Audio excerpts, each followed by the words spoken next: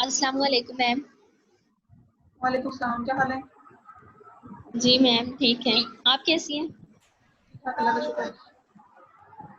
अच्छा, आप अपने अपने माइक्स म्यूट कर लो पहले। 15 से 20 मिनट मेरी बात सुनो, फिर मुझे अपनी बातें सुनाना, ठीक है? ठीक है मैम। अच्छा, अभी मैंने ये एक टेस्ट ट्रायल के तौर पर रखा है, एक एक्सपेरिमेंट करके देखते हैं कि अगर इस तरह से हम डिस्कस कर सकें, क्योंकि जब मैं वीडियो शेयर कर देती हूँ तो उसमें मुझे पता नहीं चलता कि मेरी बात समझ में आ रही है या नहीं आ रही है, या क्या क्वेश्चन है दूसरी साइड पे, या क्या कंफ्यूजन है, तो मुझे नहीं पता चलता है। तो ये इसलिए एक सेशन रखा है, 2-4 सेशन दो होंगे, और उसमें फिर जो भी हमारी क्वेरीज हैं हम उसमें आपस में डिस्कस कर लेंगे, ताकि जो फाइनल है वो कंपैरेटिवली बेहतर हो। पेपर्स आप सबके अच्छे थे, मुझे न्यूमेरिकल किसी का भी गलत नजर नहीं आया, सबके ठीक थे। जो कमी बेशी हुई है वो आपके 1-2 स्टूडेंट्स के गलत हुए थे, न्यूमेरिकल भी मैंने देखे थे, लेकिन मेजॉरिटी 98% आप कह सकते हैं कि ठीक था। लेकिन जो कमी बेशी थी वो इंटरप्रिटेशन के पार्ट में भी नहीं थी, वो जो इनसाइट के पार्ट में थी, वहाँ पे जहाँ जिसकी थोड़ा बहुत फर्क था उस नंबरों का, वो उसमें उस साइड पे। और फिर कुछ जो रेशियोज थी ना, जैसे फॉर एग्जांपल मैंने वो इन्वेंट्री और रिसीवेबल्स मुझे खास तौर पे चाहिए थी, लिक्विडिटी एनालिसिस मुझे जिसकी मिसिंग थी, तो फिर उसमें भी प्रॉब्लम था। ये थोड़े से इश्यूज थे पेपर्स के, लेकिन इसीलिए ये सोचा है कि इसको करके देखते हैं। अगर ये आज फायदेमंद लगी तो आप मुझे अपना फीडबैक दें, हम इसी तरह कंटिन्यू करेंगे। नहीं तो फिर मैं वही दूसरा तरीके कार के रिकॉर्ड करके आपके साथ शेयर कर दूंगी, फिर आप उसे सुन के एनालिसिस उसका प्रिपेयर करेंगे। तो देख लेते हैं कि कैसा ये जाता है सेशन हमारा। 15 से 20 मिनट लगेंगे। अभी सिर्फ थ्योरेटिकली डिस्कस करना है। अगर ये बेहतर गया तो फिर मैं कोशिश करूंगी कि हम न्यूमेरिकल्स भी डिस्कस करें, ताकि हर न्यूमेरिकल डिफरेंट होता है, ऐसा कोई एक फॉर्मूला नहीं है कि आप प्रिपेयर कर लेंगे तो आप उसको क्रैक कर लेंगे क्वेश्चन को। ये कोई मतलब ऐसा हार्ड एंड फास्ट रूल नहीं है। तो स्टार्ट लेते हैं इस चैप्टर से। इस चैप्टर में भी एक सेगमेंट ही आज मैंने कवर करना है, और उसमें एक मिनट, just a second।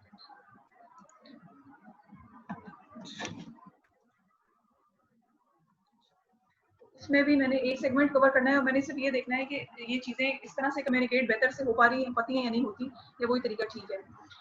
अच्छा, चैप्टर जो है इसमें जैसे देखो लिक्विडिटी एनालिसिस किया था, तो उसमें हमारा जो फोकस था वो था सिर्फ करंट एसेट और करंट लायबिलिटीज पे। उस सेगमेंट पे हमने फोकस किया था। अब ये long term debt paying ability है, इस पे जो हमारा फोकस है वो डेट इक्विटी रेशियोज और इस किस्म की चीजों पे। अच्छा देखिए, जब भी लिक्विडिटी एनालिसिस करते हैं आप, तो आपका फोकस सिर्फ और सिर्फ बैलेंस शीट रही है।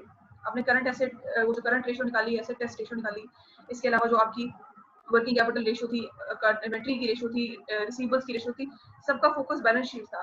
ये जो long term debt paying ability, ये जो रेशियो है, इसके दो सेगमेंट्स हैं। एक सेगमेंट इसका इनकम स्टेटमेंट को कैटर करता है, एक सेगमेंट इसका बैलेंस शीट को कैटर करता है। तो हम दोनों को वन बाय वन स्टडी करेंगे। अभी आज के दिन में हम इनकम स्टेटमेंट को देखते हैं, डिस्कस करते हैं, उसका उसके फॉर्मूलाज को देखते हैं, इसमें ज्यादा रेशियोज नहीं है, सिर्फ दो हैं। और फिर उसके बाद एक्सक्यूज मी इसी मैम। तरह जी की रेशियोज को देखेंगे। जी बताएं। मैम कुछ लोग बैठे हैं, कर दें प्लीज, इन कर दें। अच्छा जी।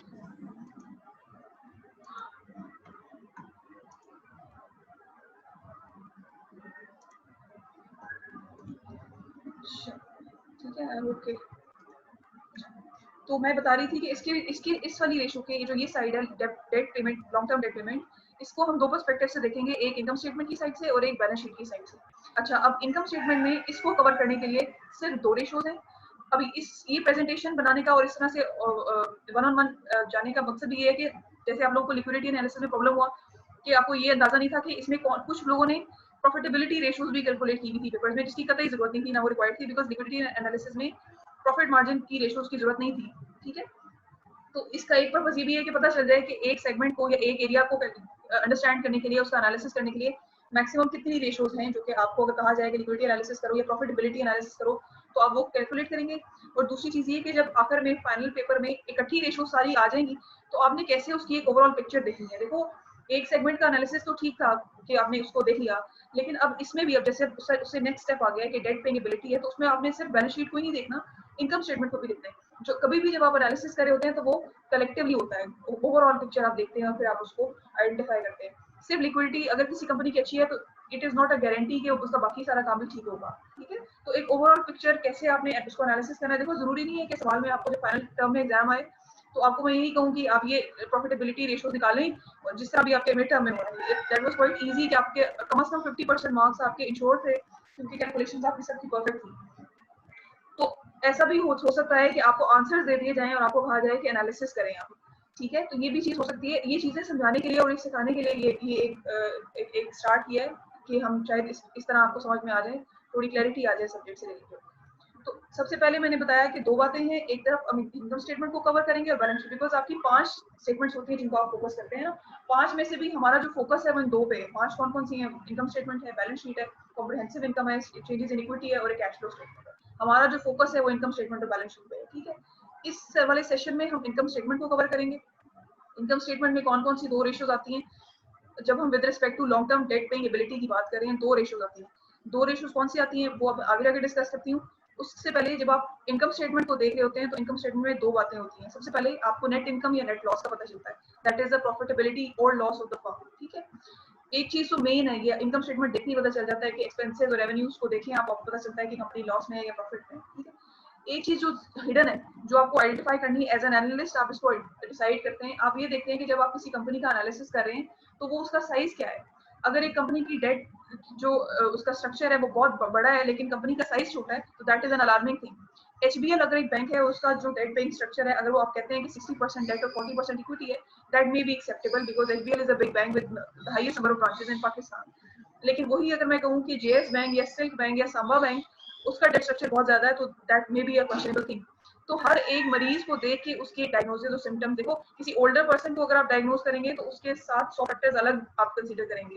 किसी एवरेज ह्यूमन बीइंग को आप डायग्नोस करेंगे उसकी कोई सिम्टम्स, तो उसका जो ट्रीटमेंट होगा वो डिफरेंट होगा। तो इसलिए सिर्फ अपेरेंटली नहीं देखना, उसके ये जो फैक्टर्स हैं जितने आप कंसीडर करेंगे। फॉर एग्जांपल किस एनवायरनमेंट में या इंडस्ट्री कौन सी है। फॉर एग्जांपल जैसे अगर मैं बात करूं मैन्युफैक्चरिंग इंडस्ट्री है, तो मैन्युफैक्चरिंग इंडस्ट्री के लिए जो लिक्विडिटी रेशियोज हैं बहुत इंपॉर्टेंट है। क्यों इंपॉर्टेंट है, इसका क्या, इस सवाल का क्या जवाब है? उसकी वजह ये होती है कि जो मैन्युफैक्चरिंग कंपनीज होती हैं वो अपनी इन्वेंट्री मेंटेन करती हैं, क्योंकि उन्होंने फाइनल जो प्रोडक्ट बना के बेचनी है मार्केट में, तो रॉ मटेरियल से लेकर फिनिश को जब तक प्रोडक्ट बनती है, इन कंपनीज की जो मैन्युफैक्चरिंग कंपनीज होती है इनकी जो इन्वेंट्री है वो ज्यादा होती है। उसकी वजह से इनकी लिक्विडिटी रेशियो जो है उस पर ज्यादा देखा जाता है। उनका जो वर्किंग कैपिटल मैनेजमेंट है वो ज्यादा स्ट्रॉन्ग होनी चाहिए as compared to the banking industry, जहाँ पे वर्किंग कैपिटल मैनेजमेंट कम है, बहुत ही कम है, इन्वेंट्री तो होती ही नहीं है बैंक्स में, ठीक है। तो ये चीज है, तो दो बातें हमने इसमें ध्यान में रखनी है जब हम उसको इनकम स्टेटमेंट के पर्सपेक्टिव से देख रहे हैं, प्रॉफिटेबिलिटी ऑफ द फर्म और उसका साइज क्या है जिस फर्म का आप एनालिसिस करने जा रहे हैं। अच्छा, उसके बाद अब इसमें मैंने बताया था कि जब आप इनकम स्टेटमेंट को देख रहे होते हैं तो इसमें सिर्फ दो किस्म की रेशियोज आप देखते हैं। एक ही अगर आपको अच्छी तरह आती हो टाइम इंटरेस्ट अर्न, बिकॉज ये this is the main ratio, तो आपका काम हो जाता है। लेकिन समटाइम्स एक एक्सटेंशन भी टाइम इंटरेस्ट अर्न की आपसे मांग ली जाती है। आपने एरिया तो सारा कवर करना है ना, आपको पता तो सब कुछ होना चाहिए, फिर आपसे जो डिमांड की जाए या जो आपसे रिक्वायरमेंट पूछी जाए आपने उसको बता देना होता है। तो time interest earn basic ratio है और फिर उसके बाद फिक्स चार्ज कवरेज उसी की एक एक्सटेंशन है, ठीक है। दोनों में बहुत ज्यादा फर्क नहीं है, अभी हम आगे देखेंगे तो पता चल जाएगा। अच्छा, उसके बाद आ जाते हैं हम टाइम इंटरेस्ट। सबसे जो इंपॉर्टेंट चीज होती है किसी भी रेशियो को देखने से पहले, जैसे लिक्विडिटी रेशियो में करंट रेशियो को देख लो कि वो रेशियो का पर्पस क्या है, बताती क्या है। इसी तरह टाइम इंटरेस्ट अर्न जो रेशियो है वो उसका पर्पस क्या है, वो क्या बताती है, उसका जो आंसर आता है वो आंसर का बेंचमार्क क्या है, उसको किस बेंचमार्क से कंपेयर करना है, तो आपको पता चलेगा कि ये ठीक है और ये ठीक नहीं है, ठीक है। पहली चीज तो ये सबसे पहले की बताती क्या है, उसका बेंचमार्क क्या है। अच्छा, अब टाइम इंटरेस्ट अर्न जो रेशियो है बेसिकली वो ये बताती है कि कंपनी की जो इनकम है ना, क्या वो इस काबिल है कि वो उसके इंटरेस्ट जो पेमेंट्स उसने जो कर्जा लिया है उसके अगेंस्ट उसे इंटरेस्ट पेमेंट देनी है, क्या उसकी इतनी इनकम है कि वो सारी इंटरेस्ट पेमेंट को कवर कर सके और वो डिफॉल्टर ना हो जाए, ये चीज आपको बताती है, ठीक है। अगर ये जितनी रेशो आपकी ज्यादा होगी इसका मतलब ये है कि कंपनी की जो कैपेसिटी है, कंपनी की जो इनकम है वो इतनी है कि वो उसके इंटरेस्ट एक्सपेंसेस को in the long run meet कर सके जिस हिसाब से उसके डेट चल रहे हैं। अगर वो अच्छी है, अगर वो स्टेबल है, अगर वो हाई है, हाई साइड पे है उसके टेंटेड, तो इसका मतलब है कि ये अच्छी है। ऑन द ऑपोजिट अगर कम है और अनस्टेबल है तो इसका मतलब है इट्स नॉट गुड। अच्छा, अगर ये अच्छी है तो इसका मतलब ये है कि एक तो कंपनी की अपनी फाइनेंशियल साउंडिंग स्ट्रॉन्ग है, दूसरी चीज ये इसकी इंपॉर्टेंट होती है कि आपके जो फाइनेंसेस होते हैं जिनसे आपने कर्जा लेना होता है वो भी आपकी टाइम इंटरेस्ट एंड रेशियो देखते हैं कि क्या इस कंपनी की इतनी इनकम जनरेशन है। लेट्स सपोज अगर ये कंपनी लॉस सफर कर रही है तो उसकी ऑब्वियसली बात है कि उसकी टाइम इंटरेस्ट अर्न रेशियो जो है वो उसकी कम होगी, ठीक है। तो वो एक तो उसे जब डेट फाइनेंसिंग करनी होती है तो उसका जो फाइनेंसर है वो भी उसके लिए भी ये चीज इंपॉर्टेंट है और कंपनी की खुद के लिए भी एक बेंचमार्क है कि उसने देखना होता है कि मेरी टाइम इंटरेस्ट अर्न रेशियो क्या इस काबिल है कि लिया जा सके, डेट लिया जा सके। डिफॉल्ट रिस्क बढ़ जाता है तो फिर उसका इंटरेस्ट रेट बढ़ जाता है। ये सारी नीटिंग आपने करनी होती है जब आप एनालिसिस कर रहे होते हैं हर पर्सपेक्टिव से। जितनी आपकी ग्रिप स्ट्रॉन्ग होगी उतना आपका एनालिसिस अच्छा होगा, हर फैक्टर से उसको कंसीडर करना होता है, ठीक है।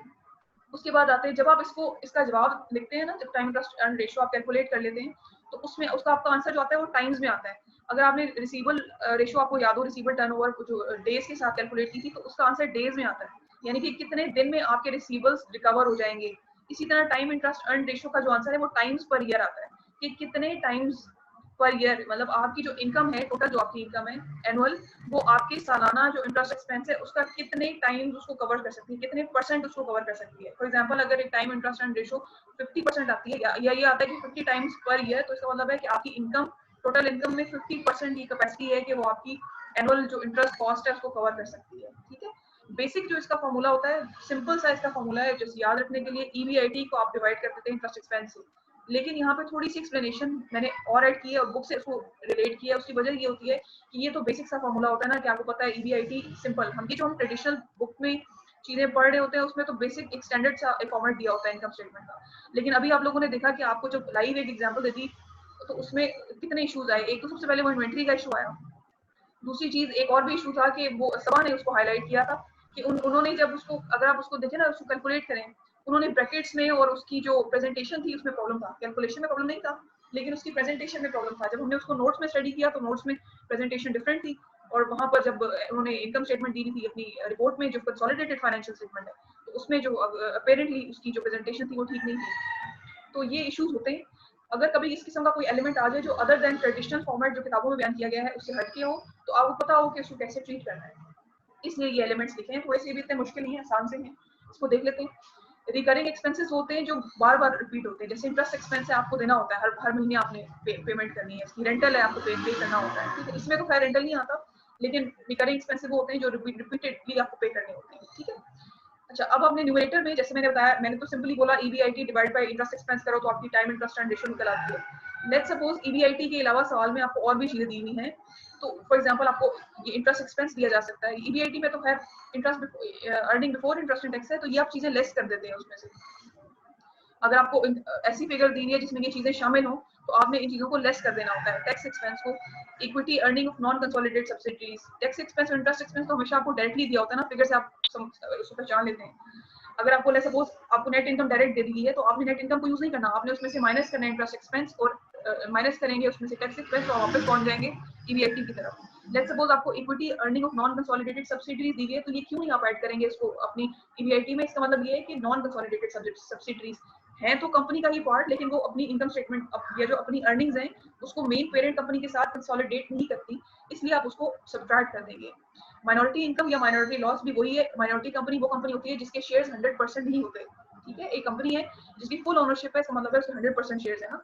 तो अगर एक माइनॉरिटी कंपनी उसके साथ एसोसिएटेड है, इसका मतलब है उसकी फुल ओनरशिप नहीं है, तो उससे रिलेटेड भी जो इनकम का हेड आपके कुछ नजर आए इनकम स्टेटमेंट में माइनॉरिटी इनकम से रिलेटेड, तो आप उसको भी सब्ट्रैक्ट कर देंगे। ये चार चीजों से बाहर कोई चीज नहीं आएगी टाइम इंटरेस्ट अर्न में। मैम ये जो है, ये जो चार, जी मैम ये सब हमने ये किस में से माइनस करने हैं ये चारों चीजें? देखो, रिकरिंग एक्सपेंसेस होते हैं ना, जैसे फॉर एग्जांपल रिकरिंग एक्सपेंस क्या हो सकता है? इंटरेस्ट पेमेंट आपको देनी हो सकती है, या जैसे फॉर एग्जांपल रिकरिंग एक्सपेंसेस में आप ऐसे एक्सपेंसेस जो बार बार रिपीट हो रहे होते हैं, जैसे फॉर एग्जांपल कोई ऐसी उसकी एग्जांपल अगर हम दें, देखो EBIT तक पहुंचने के लिए यू हैव टू कैलकुलेट, जो सारे एलिमेंट्स कैलकुलेट करने पड़ते हैं। फॉर एग्जांपल जैसे सेल्स है आपकी, ठीक है, sales is not a one time activity. उसके बाद आप देखें, आपने जो बाकी एलिमेंट्स कैलकुलेट करने होते हैं, जैसे सेलिंग एंड एडमिन एक्सपेंसेस आप देखें तो कॉस्ट ऑफ गुड्स सोल्ड आप कैलकुलेट करे होते हैं। ये जो इनकम और एक्सपेंसेस दिए होते हैं इनकम स्टेटमेंट में, देखो बैलेंस शीट में और इनकम स्टेटमेंट में क्या फर्क होता है? बैलेंस शीट और इनकम स्टेटमेंट में वो करंट पॉइंट ऑफ टाइम पे बनती है और उसमें जो आपके इनकम और एक्सपेंसेस होते हैं वो ऐड सब्ट्रैक्ट होते रहते हैं। ठीक है, देखो at the end of the year जब आपकी इनकम स्टेटमेंट बनती है तो आपकी एक जो जैसे सेकंड में कुछ स्टूडेंट्स को ऐड कर लूं, आपके जो एक्सपेंसेस और रेवेन्यूज हैं वो कंटिन्यूअसली इसमें ऐड सब्ट्रैक्ट होते रहते हैं। तो आपकी जो बैलेंस शीट है वो बताती है कि करंट पॉइंट ऑफ टाइम पे आपके क्या एसेट्स और बैलेंस की पोजीशन है, और वो जो आपकी है इनकम स्टेटमेंट वो आपकी फाइनेंशियल पोजीशन को बताती है। तो ये इसको आप देख सकते हैं as a recurring expenses. Basically ये है EBIT ही, आप इसको सीधी तरह लिख दें EBIT, लेकिन ये आपको कैलकुलेट करना पड़ जाए, अल्टीमेटली आप पहुंचेंगे earning before interest and taxes पे। ठीक है, इससे मेरी मुराद जो रिकरिंग एक्सपेंसेस हैं, इससे मेरी मुराद आप EBIT ही लें। अगर इस किस्म के इनकम में कुछ चीजें मतलब प्रोवाइड की गई हैं और साथ में ये जो चार एलिमेंट्स हैं जो नॉन रिकरिंग आइटम्स हैं, इसको ऐड किया गया है, तो आप उसको लेस करेंगे। ठीक है, अच्छा, एक चीज इसमें मैंने और देखनी थी और उन्होंने शेयर करनी थी। Just a second.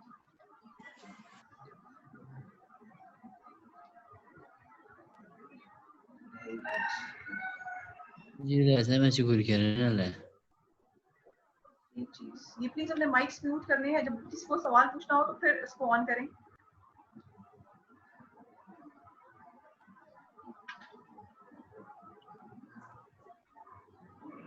जो शार्ट से करने आपण रिकॉन अटेंड वर्सेस ना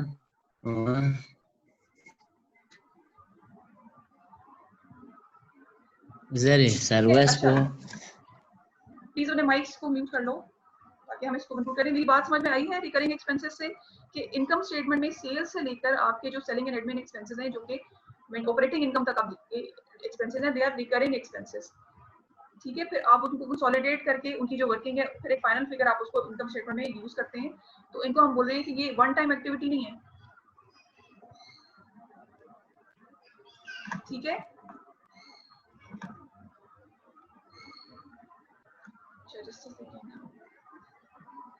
उसके बाद हम आते हैं आगे नेक्स्ट पे। ये डिनोमिनेटर पे देखते हैं। डिनोमिनेटर में सिंपल, जैसे मैंने आपको बताया कि आपका इंटरेस्ट एक्सपेंस का एक एलिमेंट है, लेकिन समटाइम्स ऐसा हो सकता है कि आपको सवाल में कैपिटलाइज इंटरेस्ट या इस तरह की कोई चीज दी जाए जो आपने उसको देखना, उसको फिर ट्रीट करना हो। फिर आप उसको ऐसे तो नहीं छोड़ सकते ना, यू हैव टू उसका भी आपने ट्रीटमेंट करना है। तो उसको फिर आप लेस करते हैं, इसमें से इंटरेस्ट एक्सपेंस में से लेस करते हैं। अच्छा, इसमें एक चीज ये है कि सवाल ये पैदा होता है कि कैपिटलाइज इंटरेस्ट होता क्या है, इसको देख लेते हैं। देखो कैपिटलाइज इंटरेस्ट से कुछ चीज देखो, इनकम स्टेटमेंट में जो चीजें आ रही होती हैं वो कौन सी होती हैं, इनकम और एक्सपेंसेस होते हैं। कैपिटलाइज इंटरेस्ट वो इंटरेस्ट होता है या वो अमाउंट होती है जिसको आप ट्रीट करते हैं एसेट्स में, जिसको आप ट्रीट करते हैं एसेट्स। जैसे मिसाल के तौर पर कैसे आप, कौन सी ऐसी अमाउंट होगी जिसको आप कैपिटलाइज इंटरेस्ट के तौर पर ट्रीट करेंगे। जैसे मिसाल के तौर पर किसी एक बिल्डिंग को बनाने के लिए एक बॉन्ड इशू किया गया है, लेकिन अभी वो जो बिल्डिंग है वो अंडर कंस्ट्रक्शन है, ठीक है, अभी वो बनी नहीं है। तो ड्यूरिंग दैट टाइम पीरियड जब वो अंडर कंस्ट्रक्शन है, तो जो उस पे उसकी बॉन्ड पे जो इंटरेस्ट चार्ज होगा, जो उस जिस पैसे जनरेट करने के लिए, ताकि पैसे जनरेट किए जाएं और उस बिल्डिंग की कंस्ट्रक्शन की जाए, वो जो इंटरेस्ट इनकम है उसको as a part of asset treat किया जाएगा under the head of construction in process. और उस इंटरेस्ट वाली जो अमाउंट होगी जो ड्यूरिंग द टाइम जब बिल्डिंग कंस्ट्रक्ट नहीं हुई है, उसको आप ट्रीट करेंगे एज एन एसेट। तो इस किस्म का अगर कोई एलिमेंट आपको सवाल में दिया जाता है तो फिर आप उसको भी लेस करेंगे, because that is not a part of income statement. ठीक है, समझ में आई इस चीज की? Hello, yes ma'am. ठीक है, जब वो बिल्डिंग बन जाएगी तो फिर वहां से वो कंस्ट्रक्शन प्रोसेस वाला जो हेड है वहां से रिमूव हो जाएगा और इंटरेस्ट एक्सपेंस आपका वापस आ जाएगा इनकम स्टेटमेंट में, वहां से फिर उसको ट्रीट किया जाएगा। लेकिन ड्यूरिंग द टाइम जब बिल्डिंग कंस्ट्रक्शन नहीं हुई और आपने बॉन्ड इशू कर दिया है और उसके अगेंस्ट आपको इंटरेस्ट पे करना है, तो आपने उसको ट्रीट करना है एज एन एसेट। तो इसलिए इस चीज को भी अगर आपको ये सवाल में दी जाती है तो आप ये इसको माइनस करेंगे। जी जी पूछिए।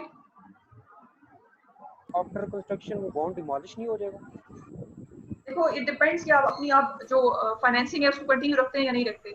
ये डिपेंड करता है कि कंपनी उसको क्या करती है। अगर वो उसे कंटिन्यू रखती है तो फिर वो उसे एज अ ट्रीट करेगी। ये किस पर्पस के लिए उसने बॉन्ड इशू किया है, क्या सिर्फ कंस्ट्रक्शन पर्पस के लिए इशू किया है या फर्दर ऑपरेशंस के लिए वो उसको कंटिन्यू करती है। देखो अगर वो बॉन्ड को रिकॉल करेगी तो उसके पास इतनी फंडिंग भी होनी चाहिए ना कि वो वापस कर सके पैसे। Okay ma'am. इस लिहाज से इसको देखेंगे। ठीक है, उसके बाद दो चीजें और हैं बताने वाली। सबसे पहली चीज ये कि टाइम इंटरेस्ट अर्न रेशियो को देखो, अभी हमने दो तरह से डिस्कस किया। हमने एक सिंपल बात की बिल्कुल क्लियर कि इसका बेसिक फार्मूला है ईबीआईटी को डिवाइड करते हैं आप इंटरेस्ट एक्सपेंस से, तो आपकी टाइम इंटरेस्ट अर्न रेशियो निकल आती है। लेकिन there can be other elements जो आपको ये न्यूमरेटर में you have to deal with them, या फिर आपको डिनोमिनेटर में अलग से डील करने पड़ सकते हैं। वो 4 से 5 आइटम है जो मैक्सिमम आपको डील करने पड़ सकते हैं, जो इस एरिया से पर्टेन करते हैं, इनकम स्टेटमेंट से पर्टेन करते हैं, वो हमने डिस्कस किए। ठीक है, अगर वो आए उसको आपने ट्रीट करना है, उसको ऐसे अनट्रीटेड नहीं छोड़ना। अच्छा, दूसरी बात, टाइम इंटरेस्ट रेशियो को डील करने के दो तरीके और भी हैं। ये इस तरीके से भी समटाइम सवाल आता है। एक तरीका ये होता है कि आप उसको लॉन्ग रन में कैसे ट्रीट करेंगे, कि अगर आपने लॉन्ग टर्म फाइनेंसिंग करनी है, और एक तरीका ये होता है कि अगर आपने शॉर्ट टर्म फाइनेंसिंग कर रहे हैं तो फिर आप उसे कैसे ट्रीट करेंगे। ये कहा जाता है कि जब आप लॉन्ग टर्म डील कर रहे होते हैं अपनी फाइनेंसिंग से, तो उसमें ये जो डेप्रिसिएशन है, इस किस्म का एक्सपेंस, देखो ये भी इनकम स्टेटमेंट में आप एक्सपेंस, डेप्रिसिएशन एक्सपेंस भी चार्ज करते हैं ना। तो अब ये समझा जाता है कि जब आप लॉन्ग टर्म में फाइनेंसिंग कर रहे हैं, ईबीआईटी को यूज कर रहे हैं, तो ये ऑटोमेटिकली ये चीजें इनकॉर्पोरेटेड है। आपको अगर सवाल में डायरेक्ट नेट इनकम दी हुई है और आपको ये बताया गया है कि लॉन्ग टर्म कैलकुलेशन आपने करनी है, तो आप सिर्फ और सिर्फ उसकी नेट इनकम उठाएंगे। लेकिन अगर शॉर्ट टर्म में आप चेक करें कि इसकी डेट जो पेइंग कैपेबिलिटी है वो कैसी है किसी कंपनी की, तो फिर आप उसमें से ये जो नॉन कैश एक्सपेंसेस हैं इसको आप अलग से माइनस करेंगे, तो आपको पता चलेगा कि कंपनी की शॉर्ट टर्म पोजीशन क्या है। लेकिन अगर लॉन्ग टर्म की बात हो रही है तो ये अज्यूम किया जाता है कि डेप्रिसिएशन, अमोर्टाइजेशन इस किस्म के जो एक्सपेंसेस हैं वो पहले से नेट इनकम में ट्रीटेड है, अगर वो हैं तो कंपनी में। डेप्रिसिएशन क्या होती है? Gradual decrease in the price of an asset. Amortisation होती है इंटेंजिबल। डेप्रिसिएशन और अमोर्टाइजेशन में फर्क ये होता है कि डेप्रिसिएशन टेंजिबल एसेट पे होती है, decrease in the value of asset. Amortisation जो होती है वो इंटेंजिबल एसेट होती है। इंटेंजिबल एसेट जो कि विजिबल नहीं होती, जैसे गुडविल फॉर एग्जांपल। और डिप्लीशन ऑफ एनी एसेट जिसको आप मे बी सेल आउट कर रहे हो, ये चीज हो सकती है, या कोई बिल्डिंग हो जिसे आप सेल कर रहे हो। जो भी देखो, कोई भी आइटम या कोई भी इस तरह की चीज है, अगर उसकी एक्सप्लेनेशन चाहिए, हर एक कंपनी की जो सर्कमस्टेंसेस होते हैं वो डिफरेंट होते हैं। अगर आपने उसकी नेचर देखनी है किसी आइटम की या उसकी डिटेल देखनी है, फॉर एग्जांपल मैंने यहाँ पर डिप्लीशन लिख दिया। अब डिप्लीशन कुछ भी हो सकती है, किसी भी तरह से हो सकती है, ट्रीट कर सकती है कंपनी। इसकी अगर डिटेलिंग आपको, जैसे फॉर एग्जांपल आपको बैलेंस शीट दे दी गई है या आपको एनुअल स्टेटमेंट दे दी गई है और आपको कहा गया है कि ये आपने एनालिसिस करना है और डिप्लीशन का एक एलिमेंट आपको नजर आता है, आप उसके अगेंस्ट उसके फूड नोट्स में जाएं, वहां पे आपको उसकी तफसील नजर आएगी कि ये बेसिकली किस पर्सपेक्टिव में बात की हुई है, तो फिर you have to deal with that. ठीक है, जैसे मिसाल के तौर पर जब आपके पेपर में आपको दिया था वो स्पेयर टूल्स एंड वो जो जिस एलिमेंट पे कंफ्यूजन थी, तो वो अगर आपको पूरी एनुअल रिपोर्ट दी गई होती तो फिर मैंने आपके नंबर काटे थे, लेकिन चूंकि आपको ये इसका बैकग्राउंड, इसका पर्सपेक्टिव नहीं पता था, तो ये आपको बेनिफिट ऑफ डाउट दिया गया। तो ये चीजें आपको क्लैरिटी होती है जब आप उसके फुट नोट्स को किसी कंपनी की पढ़ते हैं, उसमें आपको पता चलता है कि उसने ये फिगर कहाँ से कैलकुलेट की, उसका मेथड क्या था। फॉर एग्जांपल अगर डेप्रिसिएशन को भी देखना है तो उसने किस मेथड पे चार्ज की, आपको रिपोर्ट को देख के, इनकम स्टेटमेंट को देख के नहीं पता चलेगा। ये जब आप उसके फुट नोट्स में जाके पढ़ेंगे तो आपको पता चलेगा कि अच्छा, हम ए और बी कंपनी को तो कंपेयर कर ही नहीं सकते। उसकी वजह ये है कि इनकम मेथड तो डेप्रिसिएशन का स्ट्रेट लाइन मेथड है, दूसरी कंपनी का डिक्लाइनिंग मेथड है। तो ये भी चीजें एनालिसिस में मैटर कर रही होती है। कंपनीज अपनी इनकम को बढ़ाती, कम दिखाती हैं इन मेथड्स के थ्रू। ये भी कॉस्मेटिक चेंजेस होती हैं जो कंपनीज करती हैं, और ये हमें एज एन एनालिस्ट जब हम एनालिसिस कर रहे होते हैं तो ये चीजें हाईलाइट करनी होती है। That differentiates our analysis from the other person. ये हमारे एनालिसिस को डिफरेंशिएट करती है और ज्यादा स्ट्रांग बनाती है।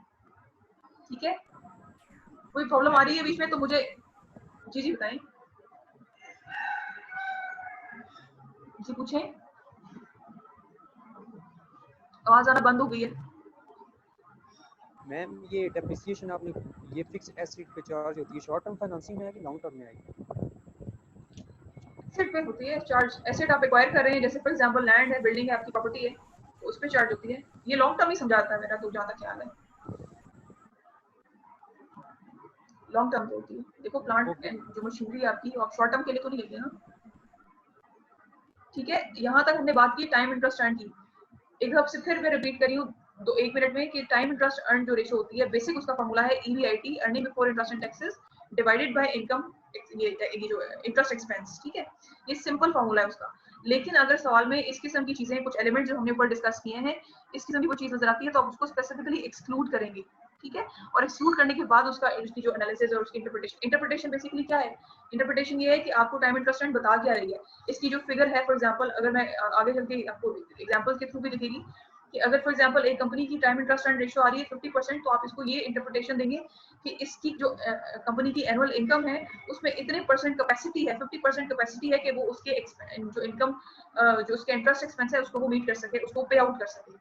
इसका मतलब ये है कि जो फाइनेंसर्स हैं वो भी देखते हैं कि इसका मतलब है इसकी डिफॉल्ट रिस्क कम है, ये पे कर सकती है, कंपनी में इतनी कैपेबिलिटी है तो हम इसे मजीद फाइनेंसिंग दे सकते हैं। अगर एक कंपनी की टाइम इंटरेस्ट रेशियो नेगेटिव है, इसका मतलब ये है कि उसके पास उसकी इनकम इतनी नहीं जनरेट हो रही, उसने जो कर्जा लिया है उससे वो फंड्स इतने जनरेट नहीं कर पा रही कि वो अपने इंटरेस्ट एक्सपेंस भी बेयर कर सके, तो उसको मजीद फंड देके डिफॉल्ट रिस्क बढ़ाने वाली बात है। तो वो नहीं, कोई भी फाइनेंसर नहीं देना चाहेगा उस कंपनी को लोन, फंडिंग नहीं करना चाहेगा। ठीक है, अच्छा उसके बाद फिक्स्ड इंटरेस्ट कवरेज को देखते हैं। इसमें और टाइम इंटरेस्ट अर्निंग में कोई खास फर्क नहीं है, सिर्फ एक आइटम का फर्क है, वो भी मैं डिस्कस करती हूँ। फिक्स्ड इंटरेस्ट जो कवरेज है वो आपकी जो लीज का पार्ट है उसको ट्रीट करती है। ठीक है, अब लीज का पार्ट उसको कैसे ट्रीट करती है, एक आइटम इसमें अगर आपको नजर आए, इंटरेस्ट पोर्शन ऑफ रेंटल्स, इसको आपने अगर रेशियो में यूटिलाइज किया करना है या आपको आपके डेटा में नजर आए, तो then it means that you have to calculate this ratio as well. Fixed interest coverage को भी कैलकुलेट करना है और उसको भी डिस्कस करना है कि वो होती क्या है। अच्छा आप देखो, जब लीज की बात आती है उस पर आप रेंटल्स पे करते हैं।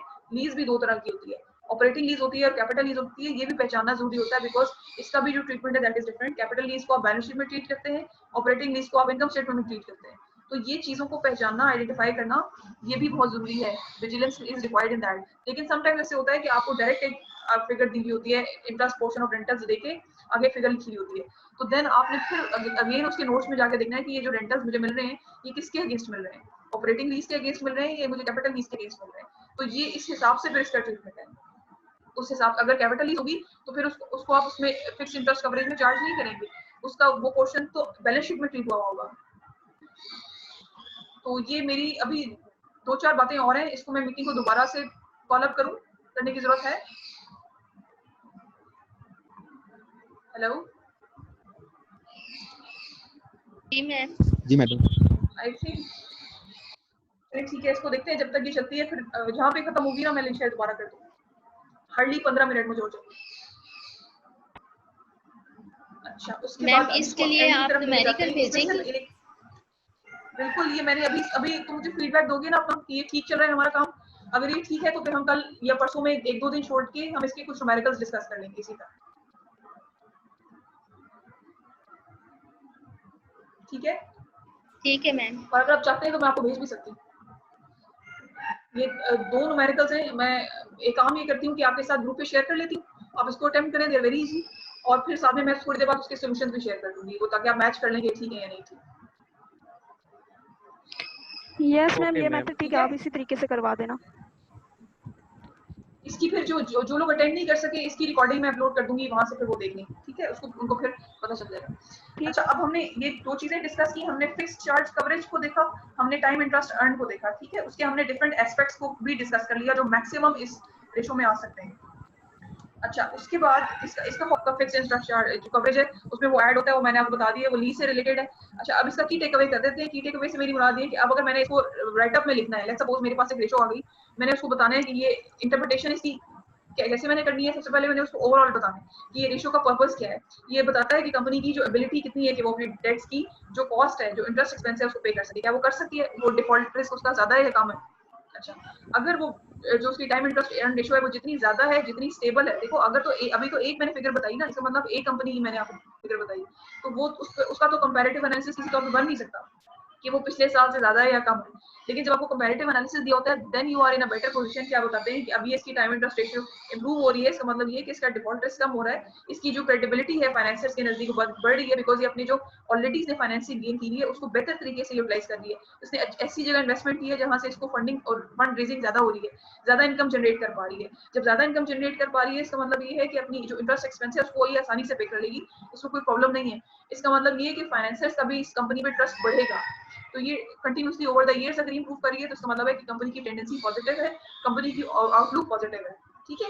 तो ये इस तरह से आप इसको ओवरऑल इंटरप्रिटेशन इसकी आप ये मैंने जो भी बात बताई है ये इंटरप्रिटेशन है। अभी मैं इसको एनालिसिस या कमेंट नहीं करने की पोजीशन में। उसकी वजह क्या है? क्योंकि मैंने अभी सिर्फ एक रेशो निकाली है। जब तक मैं इसकी बैलेंस शीट साइड को भी कवर नहीं करूंगी, मैं इस पे कमेंट अपना दे ही नहीं सकती। इसी तरह जब आप लोगों ने लिक्विडिटी एनालिसिस किया था तो इंटरप्रिटेशन तो आपने हर रेशो की दी, लेकिन जो कमेंट होता है वो ओवरऑल आप लोगों ने पूरी की पूरी जो जितनी रेशोज आपने 5 या 6 निकाली है उसका ओवरऑल उसको आपने डिस्कस करना होता है कि अच्छा यहाँ से ये चीज तो ज्यादा है, लेकिन ये वर्किंग कैपिटल तो इसका ज्यादा लग रहा है, लेकिन रिसीवर्स इसके बहुत ज्यादा है और भी ज्यादा है। तो इसका मतलब ये है कि इसको रिसीवर्स कम करने की जरूरत है। इसमें इस रिसीवर्स को कम करने के लिए इसको कुछ ऐसी एक्टिविटीज करने की जरूरत है ताकि ये कुछ डिस्काउंट देने की जरूरत है या कोई फैसिलिटेशन देने की जरूरत है ताकि इसके रिसीवर्स कम हो और इसका जो वर्किंग कैपिटल है वो मजीद इंप्रूव हो। तो ये कंपैरेटिव एनालिसिस और इस तरह से हर एलिमेंट को कवर करते हुए आपने एक बात अपना डायग्नोसिस देना होता है। मतलब अगर किसी के सर में दर्द है, किसी को कि बाजू में दर्द है, किसी के किडनी में दर्द है, मतलब सारी चीजों को कंसीडर करके एक इलाज होता है ना, तो आप एक डायग्नोसिस देते हैं कि इसको क्या प्रॉब्लम है, सारे डिफरेंट सिम्टम्स को कैटर करके आप उसको एक कंक्लूजन देते हैं। तो वो आपको होलिस्टिक पिक्चर जो कमेंट और इनसाइट होती है वो एक होलिस्टिक पिक्चर होता है। अभी तो एक लिक्विडिटी साइड का आपने एक होलिस्टिक पिक्चर दी ना, अभी जैसे हम ये डेट रेशियोज कवर करेंगे तो इस डेट रेशियो वाली साइड का एक होलिस्टिक पिक्चर आपको दिखाऊंगी। लेकिन जब हम सारे चैप्टर्स ये जो हमने मेन एरियाज कवर करने हैं, जैसे प्रॉफिटेबिलिटी का एरिया कवर करना है, एक दो और एरियाज हैं वो कवर करने हैं जो कि बैलेंस शीट में नजर आते हैं आपको। अभी इससे तो इक्विटी साइड कवर होगी, डेट इक्विटी साइड, फिर हमने करंट रेशियो करंट लायबिलिटी को कवर कर लिया, इसके अलावा एक दो साइड्स और भी हैं वो हम देखेंगे। उसके बाद जब सारी चीजें हम देख लेंगे तो फिर एक ओवरऑल जो सिनेरियो होता है, that is the purpose of this subject, कि आपने हर सेगमेंट को देख के उसका आपने किस तरह से इसका पता चलाया कि इस कंपनी को आखिर मसला क्या है, किधर ये इसको प्रॉब्लम आ रही है, किधर ये सक्सेसफुल है, कौन से इसके वीक एरियाज हैं, कौन से इसके स्ट्रेंथ वाले एरियाज हैं जिस पे से वर्किंग करनी चाहिए, तो ताकि ये मजीद सक्सेसफुल होगी और प्रॉफिटेबल होगी। समझ में आई? Hello, sorry for the background, घर में इसी तरह की आवाजें आएंगी। ठीक है, समझ में आई? कुछ थोड़ा बहुत इससे फर्क पड़ा है? यस। तो इसकी मैं जो ये रिकॉर्डिंग है ये भी शेयर कर देती हूँ। इसके न्यूमेरिकल्स भी हम कोशिश करते हैं कि हम 1 से 2 दिन में कवर करें, और फिर इसकी जो बैलेंस शीट साइड है उसके लिए एक क्लास इस तरह सेशन रखते हैं जिसमें हम डिस्कस कर लें, जो मेन पॉइंट्स है, मेन बातों को डिस्कस कर लें, उसके कुछ सवाल उसके अटेम्प्ट कर लें, फिर देखते हैं हम प्रॉफिटेबिलिटी की तरफ जाते हैं। Solve numericals ma'am, solve numericals send करना।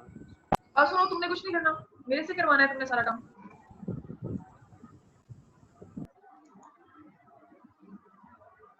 ओहो, कुछ 3 लोग थे और बहुत लेट हो गया और मैंने देखा नहीं, इसीलिए मैंने अली जुनैद तुम्हें कहा था कि इसका होस्टिंग संभाल लो, ताकि ये जो एडमिट करने में मुझे जो है वो प्रॉब्लम है। तो ठीक है, फिर अभी मैं कोई इशू या कोई ऐसी चीज जो आपको लग रहा हो कि जहाँ पे हम कुछ कमी कर रहे हैं या कुछ चीज ठीक नहीं हो रही, तो मुझे साथ में फीडबैक दे दो। आप लोगों को साथ में ऑनबोर्ड लेने का मकसद ही ये था कि बेशक कम लोग होंगे, बाकियों को रिकॉर्डिंग शेयर हो जाएगी, लेकिन स्टिल हम 2 वे प्रोसेस रहेगा कम्युनिकेशन का। मुझे पता तो चलता रहेगा कि दूसरी साइड पे क्या फीडबैक है या क्या सिनेरियो है, समझ में आ रही है या नहीं आ रही। एक सब्जेक्ट है, ये बहुत जबरदस्त सब्जेक्ट है और ये आपको आगे तक काम आएगा। इसमें देखो, हमने बेयर मिनिमम, जैसे हमारे सर्कमस्टांसेस जो सिचुएशन है, हमें बेयर मिनिमम चीज तो पता होनी चाहिए ना। आप इसमें जितना स्टडी करें, जितनी आपकी इनसाइट और इन-डेप्थ स्ट्रांग हो, उतना आपके लिए फायदा है। लेकिन बेयर मिनिमम चीजें भी ना पता हो तो ये तो ठीक बात नहीं है ना, कि एक सब्जेक्ट पढ़ लिया और बुनियादी बातों का भी नहीं पता। जितना आप इसकी आपकी अंडरस्टैंडिंग बेहतर होगी, जितना आप रीडिंग करेंगे, एनुअल स्टेटमेंट्स देखेंगे, रिपोर्ट्स देखेंगे कंपनीज की, ये वो पॉइंट है जब आपको फाइनेंशियल स्टेटमेंट एनालिसिस अगर आता है तो you can go for the trading. आप ट्रेडिंग के लिए जा सकते हैं, आप ट्रेडिंग कर सकते हैं, आप स्टूडेंट अकाउंट से ट्रेडिंग सीडीसी अकाउंट खोल सकते हैं और आप ट्रेडिंग कर सकते हैं इस सब्जेक्ट की बेसिस पे, अगर आपका इसका एनालिसिस स्ट्रांग है। जब मैंने आपको एग्रीटेक की स्टेटमेंट दी थी, तो एग्रीटेक वो कंपनी है जिसमें मैंने एक ज़माने में इन्वेस्ट किया हुआ था, तो मुझे अच्छी तरह अंदाजा है कि उसके क्या हालात और वाकयात थे और क्या सारी उसकी बैकग्राउंड चीज़ें क्या थी। तो वो तब पता चलता है आपको जब आपने उसका फंडामेंटल एनालिसिस पूरा किया होता है। ये जो रेशियो एनालिसिस आप कर रहे हैं, इसको फंडामेंटल एनालिसिस भी बोलते हैं। आजकल डिफरेंट वेबसाइट्स हैं, जैसे SCS ट्रेड्स की एक वेबसाइट है जो कंपनीज को फंडामेंटल एनालिसिस देती है। उस फंडामेंटल एनालिसिस को देखकर आप उसकी उसमें इन्वेस्टमेंट करते हैं, कंपनी की EPS को देखते हैं। वो आप जब प्रॉफिटेबिलिटी रेशियोज पढ़ेंगे तब आपको मैं बताऊंगी, तो आप उनकी रेशियोज को देखते हैं और डिसाइड करते हैं कि आपने किस कंपनी में इन्वेस्ट करना है और किस में नहीं करना। अगर आपने लॉन्ग टर्म करना हो इन्वेस्ट, तो आप फंडामेंटल एनालिसिस को देखते हैं, और अगर आपने शॉर्ट टर्म इन्वेस्ट करना हो तो आप टेक्निकल एनालिसिस को देखते हैं। अगर आपने स्टॉक मार्केट का वेबिनार या सेमिनार देखा हो तो आपको इस चीज़ का अंदाजा होगा अबाउट द टेक्निकल एनालिसिस। तो ये इस सब्जेक्ट को अच्छे से समझ लो ताकि ये आपके आगे भी काम आए, और ये बहुत ही अच्छा इंटरेस्टिंग सब्जेक्ट है। समझ में आई? Yes ma'am. अच्छा, एक चीज, अब ये बात कंक्लूड करने से पहले एक और मैंने चीज पूछनी है। 24 या 25 को एक वेबिनार का मैं सोच रही हूँ इंटरनेशनल फाइनेंशियल रिपोर्टिंग स्टैंडर्ड्स पे। तो मेरी बात हो गई है, अब उसके लिए टाइमिंग पे मुझे कंसेंसस दे दो। डिफरेंट बातें ना किया करो, मुझे एक कंसेंसस की का टाइम बता दो कि किस पे ये इसको हम अरेंज करें, मतलब जो, ताकि हमें बेसिक अवेयरनेस हो कि बेसिकली है क्या। देखो, इस लेवल पे हम लोग बहुत ज्यादा डिटेल में तो नहीं जा सकते कि इसको मजीद हम एक्सप्लोर करें। हमें बेयर मिनिमम बेसिक चीजों का पता होना चाहिए। याद रखिए, आपने कॉर्पोरेट लॉ पढ़ा, आप फाइनेंशियल अकाउंटिंग पढ़े, आप जितने भी सब्जेक्ट्स पढ़े, ये इसलिए आप पढ़े कि आपको एज ए बिजनेस मैनेजर आपको हर चीज का पता होना चाहिए, ताकि देखो किसी से काम कराने के लिए आपको काम आना चाहिए ना, वरना अगला बंदा आपको बेवकूफ बनाता है। खासतौर पर ये कॉर्पोरेट एनवायरनमेंट की बात करिए। कॉर्पोरेट एनवायरनमेंट में अगर मैनेजर को नहीं पता काम का, उसका काम नहीं आता, तो उसका सबऑर्डिनेट आपको क्या लगता है वो क्या करेगा फिर? तो इसलिए आपको हर चीज का और अच्छे से पता होना चाहिए। तो इस हद तक इसको हमें जानना है, और हर चीज की जो हमारे से रिलेवेंट है, जिसकी इंपॉर्टेंस है, उसको पता होना चाहिए। तो IFRS का जो सेमिनार है वो मुझे आप लोगों ने फिर बताना है कि उसकी टाइमिंग क्या रखनी है, मॉर्निंग की रखनी है, इवनिंग की रखनी है, या और फिर उसको 24 को 25 या 25 को मुझे टाइम मिला है, 2 दिनों में से किसी एक दिन में